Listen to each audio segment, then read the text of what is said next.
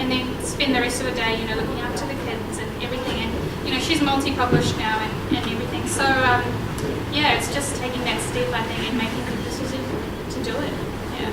And once you do have a project, then you have to do your research and find out who's going to suit you in terms of agencies or publishers.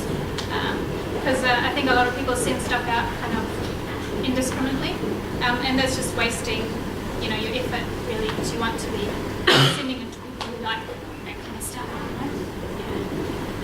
Yeah. Okay. Yes. How long does it take on average to write a book? How long does it take? Ooh, that's a tough question because it really depends on the book. Usually when this one, I would say probably 4 or 5 months. But the thing is, because I write a series, quite often I'll have made notes for several books in advance while I'm writing another book. So, for example, Kiss of Snow, Archangels series was the 10th book in the series. I'd been making notes for that book since book 1. So by the time I actually sat down to write it, I had a lot of material already, So it was, when I say that 4 and 5 months, that's my total focus time when I spent on the book. But there is all that other time that I've previously spent already. Yeah, so it really, and Kiss of Snow, for example, was much bigger than my usual book. It was almost half again the size, so that obviously takes more time. So yeah, I would say roughly 4 to 6 months, depending on the book, not taking into account all the previous thinking time, scene time. Yeah. There was a question at the back before. Yes.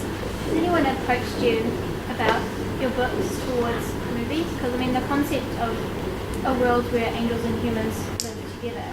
So I'm just curious, has any producers or writers, script writers ever read your book and thought of Yeah, we occasionally get, my agent is in Los Angeles, and we occasionally will get a query or an approach from someone, but the thing is with movies, it's such a slow process, first of all, and plus until something's down on paper, signed in blood, it's not, it doesn't mean anything. So there have been little approaches, but nothing significant at this stage. So cross your fingers.